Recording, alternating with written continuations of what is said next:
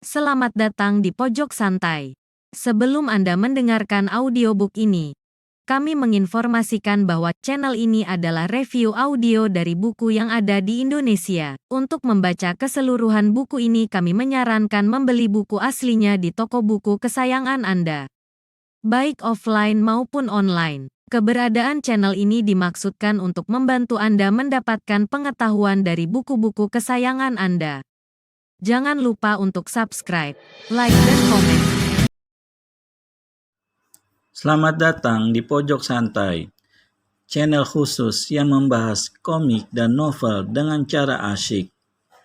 Betapa kagetnya Andika mendapati di tempat asing dengan seorang wanita yang wajahnya mirip Ningrum. Dan tubuhnya Andika juga penuh luka. Bagaimana kisah selanjutnya? Yuk, langsung saja disimak. Lembah Kutukan memang tempat yang mengerikan. Dari namanya saja, orang bisa saja memperkirakan kalau tempat itu menyeramkan. Kenyataannya, bahkan lebih menyeramkan dari bayangan orang. Dan di tempat itulah Andika akan menjalani penyempurnaan ilmu kesaktiannya. Dari bangunan perguruan naga merah yang diapit dua bukit terjal yang membentuk gerbang masuk ke Lembah Kutukan, Andika dilepas oleh guru perguruan naga merah.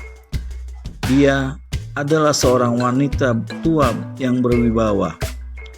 Dan keluarga wanita tua berjuluk Naga Biru itu adalah sahabat turun-temurun keluarga pendekar Lembah Kutukan. Tugasnya adalah menjaga pintu masuk Lembah Kutukan sekaligus mengantar setiap keturunan pewaris kesaktian pendekar Lembah Kutukan untuk menjalani penyempurnaan. Ikuti terus celah yang diapit bukit yang memanjang ini ya, pesan Naga Biru. Setelah kau sampai pada suatu lembah yang dikelilingi gunung, bersiaplah untuk melewatinya. Itulah Lembah Kutukan, yang tak pernah ada satu manusia pun berhasil melaluinya, kecuali para pewaris kesaktian pendekar Lembah Kutukan. Sejenak wanita itu menatap Andika, lalu kembali menatap ke arah Lembah Kutukan. Siapkan seluruh kesaktian yang telah diwarisi padamu untuk melewatinya hingga mencapai satu goa. Dan setelah berhasil melewatinya, kau akan mendapati jurus-jurus sakti yang akan menjadi milikmu. Jelas, Nyi Naga Geni. Maka dengan dilepas saudara kembar Ningrum, Andika melangkah masuk pada celah yang dibentuk oleh apitan dua bukit. Sebenarnya, Andika sudah tidak lagi berkeinginan untuk menjalani hal itu. Semangat hidupnya pun bahkan telah pupus sejak kehilangan orang terakhir yang dicintainya, Ningrum. Kalau dulu Soma dan Kisanca yang sudah dirasakan sebagai keluarganya disingkirkan secara keji oleh begal ireng, kini menyusul orang yang sudah dianggap sebagai kekasihnya. Andika merasa kematian mereka disebabkan semata-mata oleh dirinya. Itulah yang membuatnya menjadi enggan untuk terus hidup. Rasa kehilangan yang berbaur dendam dan perasaan bersalah menghantui dirinya. Kalau saja Nyi Naga Geni yang tak hanya berwibawa namun juga bijak itu tidak mencegahnya dan memberikan wejengan yang meresap sampai ke akar hatinya, tentu Andika akan pergi lagi untuk mencari dan mengadu jiwa dengan begal ireng tanpa berharap suatu kemenangan pun, kecuali menyusul orang-orang yang dicintainya.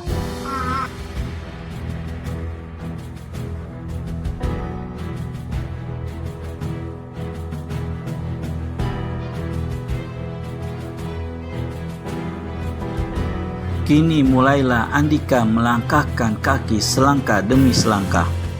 Dadanya yang kini sudah pulih berdetak keras. Otot-otot di tubuh kurusnya menegang, menyadari dirinya harus menjalani ujian antara hidup dan mati. Meski masih ada keinginannya untuk mati saja, namun itu sama sekali tidak membuatnya sembarangan.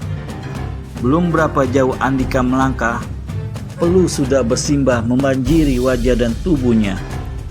Raut wajah tampan yang tirus itu bagai seorang yang melihat malaikat maut tepat di depan mata.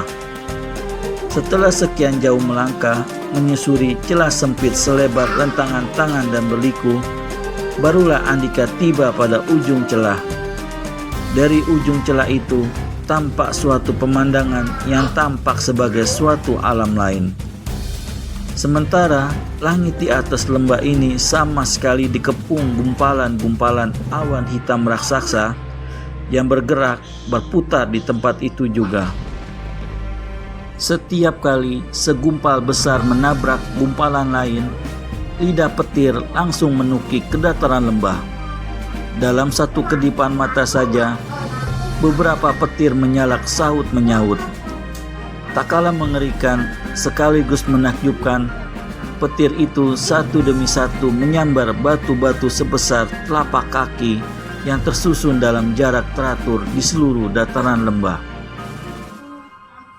Pantas, belum ada seorang manusia pun selamat melewati lembah itu untuk tiba di dalam goa. Mereka harus memiliki ketajaman mata dan kecepatan gerak yang mampu menandingi sambaran-sambaran lidah petir. Tampaknya kecepatan dari kesaktian yang telah diwariskan pada Andika mampu menandingi sambaran lidah petir itu. Dan Andika benar-benar mengaguminya. Pantas pula kalau hanya para pewaris kesaktian itu yang mampu melewati lembah ini, termasuk Ki Panji Agung. Namun, itu bukan berarti menjamin Andika secara pasti untuk bisa melewati lembah mengerikan itu.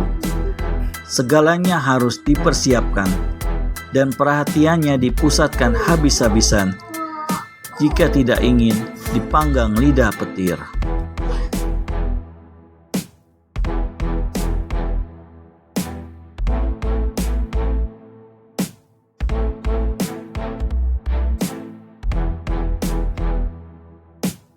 Sebenarnya, Andika jadi bergidik juga. Tapi kebulatan tekadnya untuk dapat menjalani penyempurnaan ilmu kesaktian agar dapat mengenyahkan iblis jahanam begal ireng membuatnya tidak begitu peduli terhadap kengerian yang sebentar-sebentar memberontak. Mulailah Andika menenangkan dirinya. Seluruh perhatian dipusatkan pada matanya. Pada taraf puncak pemusatan pikirannya, hingga merasa dirinya benar-benar kosong, barulah ia mulai menggerakkan kakinya kembali. Perlahan-lahan, tubuhnya keluar dari celah dan mulai menjejakkan kaki di permukaan lembah yang dipenuhi batu-batu tersusun rata dan teratur. Pada celah antara dua batu itu, Andika menjejakkan kaki untuk melangkah. Pada langkah ketiga, satu sambaran berkelebat dari arah depan. Duar. Namun, dengan pengerahan ilmu meringankan tubuh, Andika bisa menghindari meski harus mundur 2 langkah ke belakang. Kembali Andika mulai melangkah. Kali ini, dia tidak mau tanggung-tanggung. Dilangkahinya beberapa deret batu untuk tiba pada satu sela batu. Baru saja kakinya menjejak, satu lidah petir melesat dari arah samping, mengarah ke bagian kepalanya. Duar! Andika tidak mau lagi melangkah mundur, karena berarti harus mengulangi melewati beberapa deret batu yang kini sudah terlampaui. Maka, ciat! Andika langsung melenting seraya meliukan tubuhnya. Lalu, manis sekali kakinya menjejak tidak berubah pada deret batu itu. Setombak demi setombak, Andika maju. Semakin maju menuju goa di kejauhan sana, semakin gencar pula sambaran-sambaran lidah petir ke arahnya. Sehingga dia harus bergerak meliuk-liuk dalam satu gerakan aneh. Namun tiba-tiba datang sambaran kilat lagi sebelum Andika siap. Duar, duar.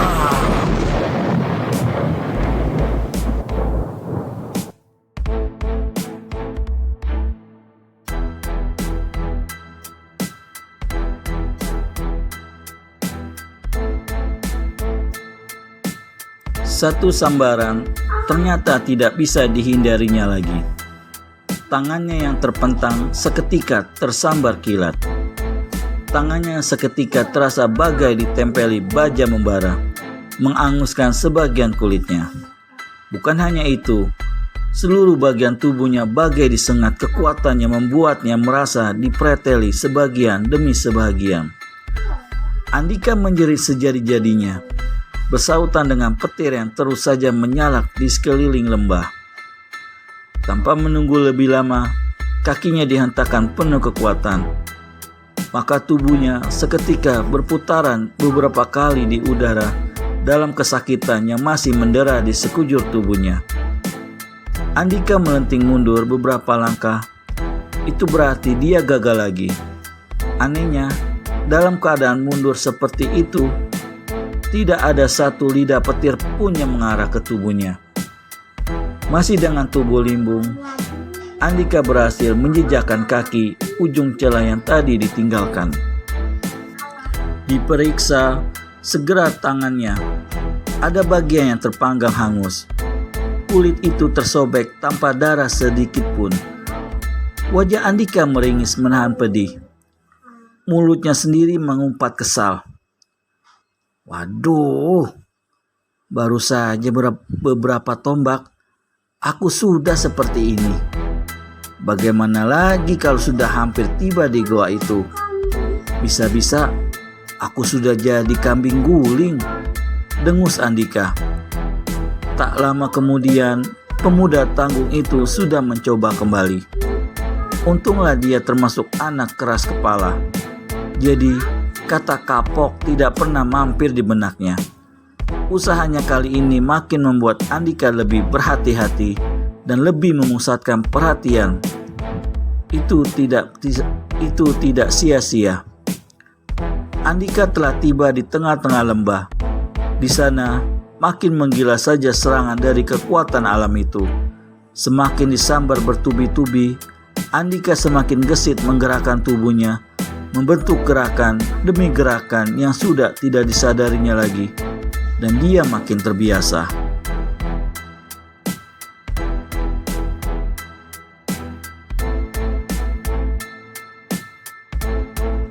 Ya, gerakan pemuda itu makin mantap untuk berkelit dari sambaran lidah petir. Bahkan gerakannya sampai terlihat seperti menghilang karena begitu cepatnya. Dan ketika goa yang ditujunya hampir dijangkau, tubuhnya jadi tidak terlihat lagi, kecuali bersit-bersit lidah petir yang tak putus-putus diikuti gelegarnya yang angkuh. Tep.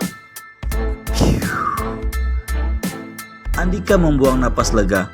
Akhirnya tiba juga dia di muka goa tanpa harus jadi kambing guling.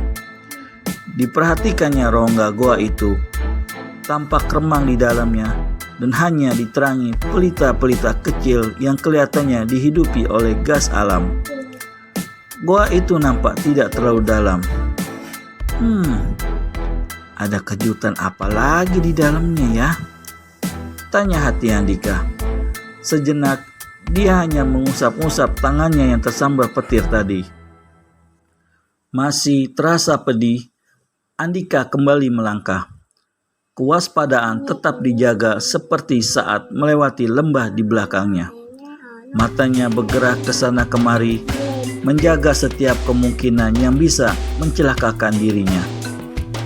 Aku yakin, disinilah pendekar lembah kutukan yang kesohor hingga sekarang ini menyembunyikan kitab jurus-jurus saktinya. Duga Andika yakin. Tapi belum ada sesuatu pun yang mencurigakan meski dia sudah hampir tiba di ujung goa. Kenapa goa ini tampaknya tidak menampakkan tanda-tanda kalau tempat ini berbahaya? Tanya Andika lagi dalam hati. Keadaan itu tak berubah sampai Andika tiba di ujung goa. Matanya lurus memandang sekeliling goa yang kini melebar. Luasnya kira-kira seluas padepokan. Pelita-pelita kecil menyala di pinggir-pinggirnya membentuk lingkaran. Tepat di tengah ruang goa, tampak ada air mata yang luar biasa jernihnya. Begitu jernihnya hingga dasarnya jelas terlihat.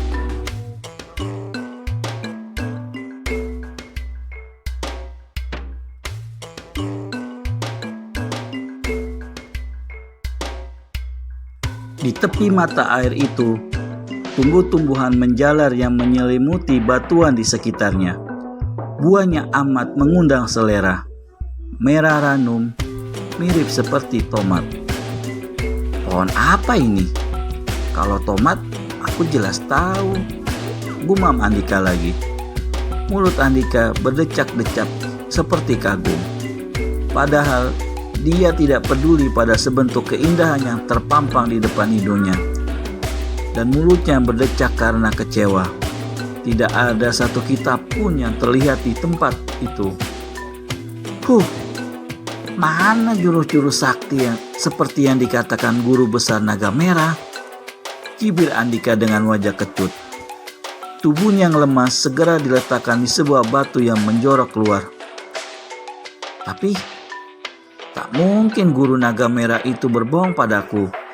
Gumam pemuda itu setelah cukup lama duduk merenung. Andika terus bertanya-tanya sendiri dalam hati. Kalaupun ada kitab jurus-jurus sakti itu, tak mungkin para pendekar keturunan pendekar lembah kutukan memiliki jurus-jurus yang berbeda satu dengan yang lain. Dari duduknya yang tadi tak bergairah, Andika langsung melompat-lompat tak beda dengan tingkah orang kesetanan. Ya, aku mengerti sekarang. Aku mengerti. Teriak Andika menggema ke seluruh ruangan goa. Luar goa ini memang bukan tempat jurus-jurus itu tersimpan. Di sini bukan tempat penjemuran itu. Di sini hanya tempat untuk beristirahat dan makan. Bagaimana keseruan Andika di lembah kutukan selanjutnya? Dapatkan lanjutannya hanya di channel Pojok Santai. Segera subscribe dan tekan tombol lonceng untuk mendapat notifikasi video terbaru dari kami. Terima kasih dan sampai bertemu kembali.